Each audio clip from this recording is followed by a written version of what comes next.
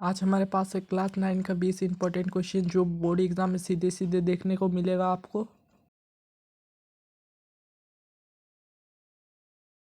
हमारा पहला क्वेश्चन है, सजीवों की संरचनात्मक एवं क्रियात्मक इकाई क्या है। हमारे यहाँ पर चार ऑप्शन है, कोशिका, ऊतक, अंग और अंग तंत्र। तो इसका आंसर होगा कोशिका। दूसरा क्वेश्चन है, निम्न में कौन एक कोशिकीय जीव है। तो हमारे पास चार ऑप्शन है, अमीबा, कवक, भेड़, बकरी। तो इसका आंसर होगा ए, अमीबा। हमारा तीसरा क्वेश्चन है, किस वैज्ञानिक ने केंद्रक की खोज की। तो यहाँ पर केंद्रक बोला है, इसलिए अगर कोशिका बोलता तो रॉबर्ट हुक होता। केंद्रक बोला है इसीलिए रॉबर्ट ब्राउन।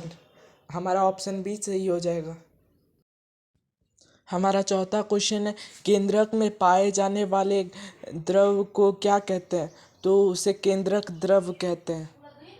आप इसे कॉपी में उतार लीजिएगा, क्योंकि कॉपी में उतारने से अच्छे से याद होता है। कोशिका द्रव में पाए जाने वाले अनियमित नलिकाओं के जाल को क्या कहते हैं। तो इसका आंसर होगा ऑप्शन दिया, राइबोसोम, अंतर्द्रव जालिका, हरित लवक, गोल्गी उपकरण। तो इसका आंसर होगा अंतर्द्रव जालिका, ऑप्शन नंबर बी। हमारा छठवां प्रश्न है, निम्न में से कौन एक कोशिक जीव नहीं है। तो क्वेश्चन को ध्यान से पढ़िएगा, क्योंकि एक कोशिक जीव नहीं है बोला है। तो एक कोशिक जीव नहीं है मतलब बहुकोशिक जीव है।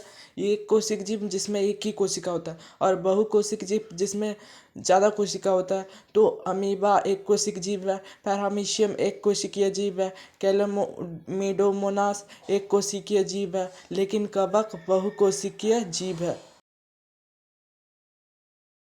हमारा सातवां सवाल है, ऐसे जीव जिनमें केंद्रक झिल्ली नहीं पाई जाती है क्या कहते हैं। तो उन्हें प्रोकैरियोट कहते हैं, और जिनमें पाई जाती है उसे यूकैरियोट कहते हैं। तो हमारा यहाँ पर नहीं बोला है, इसलिए प्रोकैरियोट।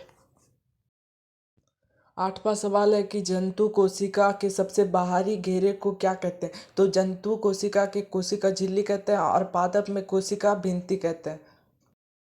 हमारा 9 नंबर वाला सवाल है, कोशिका में राइबोसोम की अनुपस्थिति में कौन सा कार्य संपादित नहीं हो सकता होगा। तो इसका आंसर होगा प्रोटीन संश्लेषण, डी। 10 नंबर वाला सवाल है, इनमें से कौन बहुकोशिकीय नहीं है। तो बहुकोशिकीय नहीं है मतलब एक कोशिकीय है। तो यहाँ पर ऑप्शन में होगा हम लोग का अमीबा। अमीबा आंसर होगा, क्योंकि 11वां क्वेश्चन है, इनमें से कौन प्रोटीन निर्माण का केंद्र है। तो प्रोटीन निर्माण का केंद्र है राइबोसोम। पादप कोशिका भित्ति मुख्यतः किस से बनी होती है। तो इसका आंसर होगा सेल्यूलोज, ए। पौधे के जड़ द्वारा जल का अवशोषण किस क्रिया द्वारा होता है। तो आंसर होगा परासरण, सी। तो यहाँ पर चार हो गया है, तो लेकिन जड़ होगा। निम्नलिखित में से कौन सा गुण प्लाज्मा झिल्ली में पाया जाता है। तो इसका आंसर हो जाएगा बी, चयनित एवं अर्ध पारगम्यता। जब किसी जीवित कोशिका को अतिपराशरी विलयन में डाला जाए तो क्या होगा।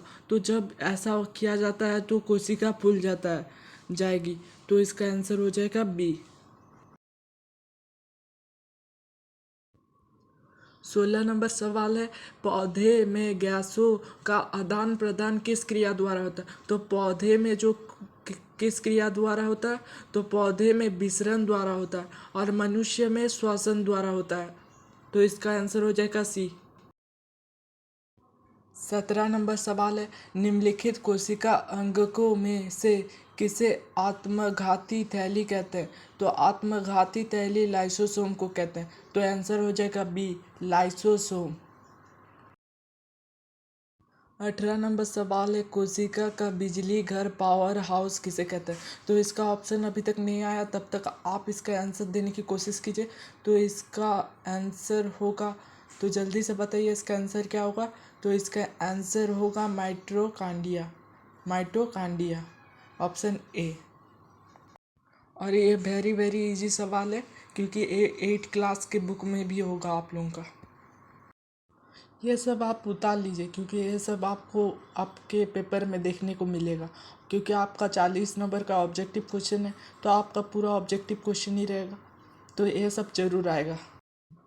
हमारा 19 नंबर क्वेश्चन है, रंगीन प्लेसीड को क्या कहते हैं? तो रंगीन प्लेसीड को क्या कहते हैं? तो हमारे पास ऑप्शन है क्रोमोप्लास्ट, ल्यूकोप्लास्ट, क्लोरोप्लास्ट, इनमें कोई नहीं।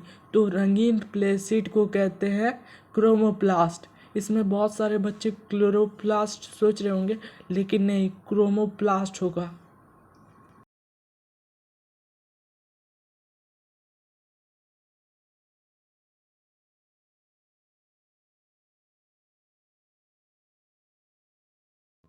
हमारा 20 नंबर वाला सवाल है, इनमें से किससे ऊर्जा निर्माण का केंद्र कहा जाता है? तो ऊर्जा निर्माण या पावर एक ही बात है। तो ऊर्जा और पावर की बात आए तो माइटोकांड्रिया होगा। तो यहाँ पर माइटोकांड्रिया बी आंसर।